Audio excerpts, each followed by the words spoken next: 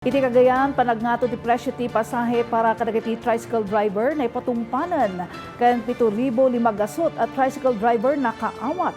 Iti tulong pinansyal manipud DSWD. Dagita kanda dumadamag iti Region 2, iti panagsubsubli ni Dianne Monica Tucay. Iti Tuguegarao City, Cagayan, nang impablaak ti lokal na gobyerno iti Baro at tricycle fare matrix kagiddan iti panagnato ti presyo ti gasolina ken krudo. 14 pesos ti minimum a pamasahe kadagiti estudyante, senior citizens, ken PWDs bayad nga 18 pesos kadagiti regular commuters. Makita iti screen ti fare rate iti tunggal barangay. Kabayatan na, nakaawat ti agro 7,000 gasot at tricycle drivers iti cash relief assistance manipud iti Department of Social Welfare and Development.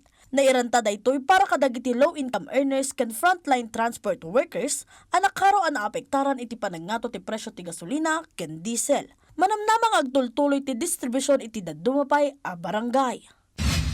Itimot Isabela, saanan akasapulan at dumalan dagiti motorsiklo iti one-way flow iti Kabagan Santa Maria Bridge, gaputan nang idedikar iti Department of Public Works and Highways iti dua a dedicated lanes para iti daytoy.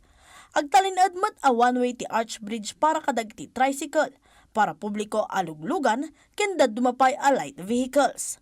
Saanan nakasapulan nga agsardeng kadagiti stop signs, tapno saan da amarik na akarkaro ti pudot ti panawon iti tunggal panagsardeng da. Iti Quirino, nagpinirma iti katulagan ti Quirino State University ken Department of Trade and Industry iti Baro Campus tapno may patumpal ti Consumer Patrol Project akalpasan anay pasdek daytoy. Panggap ti proyekto ang mga iti plataporma babaan iti Student Consumer Welfare Desk ang maawagan ka Student Consumer Rights Empowerment and Welfare Desk wenno SCREW. Makaawat ti campus kadagiti materyales ti DTI nga adaan iti impormasyon may papan kadagiti karbangan dagiti consumer responsibilidad ken kang runaan alintag ti fair trade kas iti mandatory certification ken ti price tag law.